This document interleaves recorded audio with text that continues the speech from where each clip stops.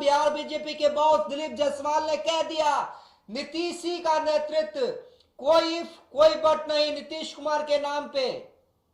बिहार में बाहर है, एनडीए में बाहर है, सिर्फ नीतीश कुमार है। अब जिस तरीके से जो बयान आ रही है उस हिसाब से तो पता चलता है कि नीतीश को छोड़ने वाले तो है नहीं। नीतीश के कमर को पकड़ के रखेंगे, वरना कुर्सी जो है वो कहीं और घिसक जा सकती है। आपने देखा जिस तरीके से आपने कहा था कि एक समय ऐसा आया था कि 22 सीट पर आरजेडी सिमट गई थी, लेकिन एक वक्त ऐसा भी आया था जब नीतीश कुमार जी ने आरजेडी के में तेल डालने का काम किया और आरजेडी को फुल कर दिया। तो ये भी बड़ी बात है, अगर नीतीश कुमार किसी पाले में चले जाते हैं तो ये जाहिर सी बात है कि बोलता है ना कि चलिए चिराग पासवान तो अभी अमृत का बूंद है। अगर घरा में की बात करूं तो वो नीतीश कुमार है। जिस घरे में की बात मैं बात करूं कि अमृत पिलाने का काम, एक एक बूंद सबको देने का काम कर रहे हैं, वो नीतीश कुमार है। तो नीतीश कुमार के लिए तो ये शब्द उन्हीं के पर कहते हैं। 9वीं बार ये कौन सा ऐसा खीर खाए हैं जो 9वीं बार यही मुख्यमंत्री बने हैं और अब 10वीं बार भी ये मुख्यमंत्री बनने को तैयार है। तो जाहिर सी बात है कि नीतीश कुमार में एक तो बात है, कुछ तो है कि मरते हुए को भी जीवित कर देते हैं। जिस तरीके से आरजेडी 22 सीट में सिमट गई थी और आपने देखा था कि जब दरारें आई थी बीजेपी और एनडीए में, तो उस वक्त जब ये आरजेडी में शामिल हुए थे तो जो लॉ है लालटेन का किस तरीके से प्रकाशमय हो गया था। तो ये साबित करता है कि जिस प्रकार नीतीश कुमार जहां जाएंगे नीतीश कुमार उनका होगा विजय, उनका होगा बेड़ा पार। जहां जाएंगे नीतीश कुमार उन्हीं का होगा बेड़ा पार। हाँ, नीतीश कहते ना, ये हो नीतीश बाबू कौन ऐसा खीर खैला कि मतलब वो खीर कौन पुराना चावल के खीर छे जो खीर के स्वादे कम नहीं होई छे। तो ये कहावत जो है ना, ये सीमांचल की कहावत है, पुराना चावल में दम तो है और वो दम आपको जब चाहे वो आरजेडी में जाए तो उनकी सरकार बन जाए और बीजेपी में जाए तो उन्हीं की सरकार। लेकिन मुख्यमंत्री का जो पोजीशन है वो नीतीश कुमार के पास है। फिलहाल 25 में भी ऐसा देखने को मिल सकता है, लेकिन जल्दबाजी करना भी नहीं चाहिए। जिस तरीके ये उपचुनाव है, 25 का चुनाव निर्धारित करेगा कि कौन बनेगा मुख्यमंत्री। लेकिन अब यहाँ पर झारखंड की बात करूं, जिस तरीके से झारखंड में जितने भी तमाम बड़े चैनल है या सर्वे करता है, तो आपने देखा कि किसकी सर्वे, सारे जितने भी एग्जिट पोल थे जी वो ये कह रहे थे कि झारखंड में एनडीए की सरकार बन रही है। लेकिन यहाँ एनडीए को बहुमत दूर दूर तक नजर नहीं आ रही है और अभी भी अगर कुछ दिख रहा है तो इंडिया 50 पे और एनडीए 29 पे आ गई है, अदर्स 2 पे।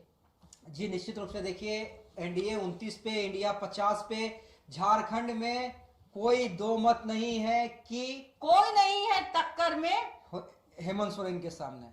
क्यों पड़े हो चक्कर में। लेकिन हाई प्रोफाइल सीट, मैं बार बार कह रहा हूं, देखिए मजा मुझे सामने वाले फ्रंट से जो खबर आती है उसमें नहीं आता है, जो पीछे से खबर होती है उसमें मजा आता है।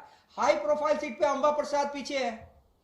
अंबा प्रसाद कांग्रेस की विधायक, अंबा प्रसाद जहां पे इंडिया कांग्रेस कहीं ना कहीं पिछड़ती हुई नजर आती है। ऐसा क्या हो जाता है जबकि अंबा प्रसाद लोकप्रिय विधायक रही हैं, उनकी फैन फॉलोइंग, जैसे आप चिराग की बात करती है ना, वैसी अगर उस क्षेत्र की बात करें या महिला विधायकों में बात करें तो अंबा प्रसाद की जबरदस्त फैन फॉलोइंग, मतलब लुक लाइक अगर देखा जाए चिराग पास, हाँ, बड़ा जबरदस्त फैन फॉलोइंग है। पत्रकार काफी मतलब उनसे सरल अंदाज में बात भी करते हैं कि जैसे चिराग पासवान से यहाँ पे पूछा जाता है आप शादी कब करेंगे, तो वहां पे अंबा प्रसाद से पूछा जाता है कि आप कब शादी करेंगी। अच्छा। यंग विधायक है, पढ़ी लिखी हैं और हेमंत सोरेन के गुड बुक में है। लेकिन अंबा प्रसाद पीछे चल रही है, महुआ माझी पीछे चल रही है जेएमएम से।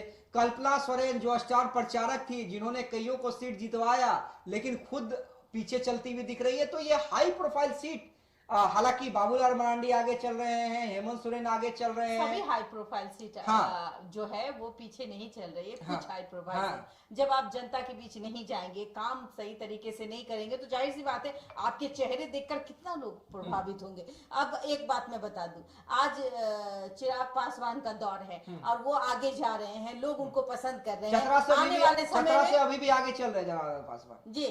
अगर आने वाले समय में बात करूं कि अगर चिराग पासवान काम ही नहीं करेंगे तो अब तो चेहरे लेके लोग चाटेगा क्या?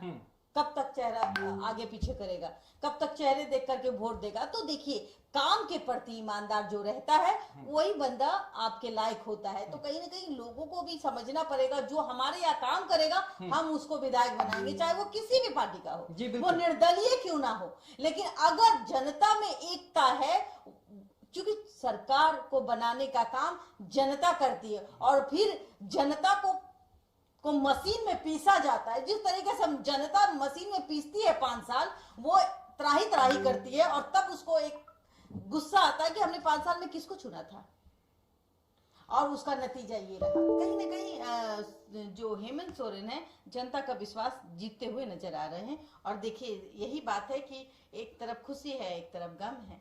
तो हमारी जनता क्या सोचती है, ये जनता की ताकत है, ये आपकी ताकत है। आप जिसको चाहे उसको गद्दी पे बैठा दे, मतलब मुख्यमंत्री बना दे। अच्छा, आज मुझे ये बताइए, जब प्रधानमंत्री नरेंद्र मोदी संबोधित करेंगे तो महाराष्ट्र की जीत पे बात करेंगे, बिहार उपचुनाव में जीत पे बात करेंगे, या झारखंड में जो हार लगभग अब हो गई है, चंपई सोरेन आगे चल रहे हैं सरायकेला से, कोल्हान के टाइगर जितवा नहीं पाए लेकिन खुद जीत रहे हैं लेकिन झारखंड की हार पे क्या कहेंगे? मैं तो बस यही कहूंगी कि देखिए, ये तो जरूर कहेंगे कि देखिए, हमारी जो पकड़ थी वो महाराष्ट्र में थी, हमने साबित किया और 1/4 मतलब जीत तो ऐसा दिलाया कि भाई देख लीजिए आप, कोई नहीं है दूर दूर तक, कोई नहीं है टक्कर में एनडीए के चक्कर में। ये तो बात हो गई ना महाराष्ट्र में, तो महाराष्ट्र के पर ही बात करेंगे वो। और रही बात झारखंड की, तो वो विश्लेषण करेंगे कि ठीक है, चलिए, एक कहीं सब जगह जीतना मेरे बस में नहीं था, ये ऐसे ही कहेंगे कि भाई हम ही सब जगह जीत लेंगे, फिर विपक्ष का क्या होगा। तो भाई विपक्ष के लिए हमने झारखंड छोड़ दिया, ये एक छोटी सी उनकी बात हो सकती है। और यही बात वो कहेंगे कि भाई हमने एक बीजेपी मतलब ऑपोजिशन को भी तो कुछ पोजीशन चाहिए।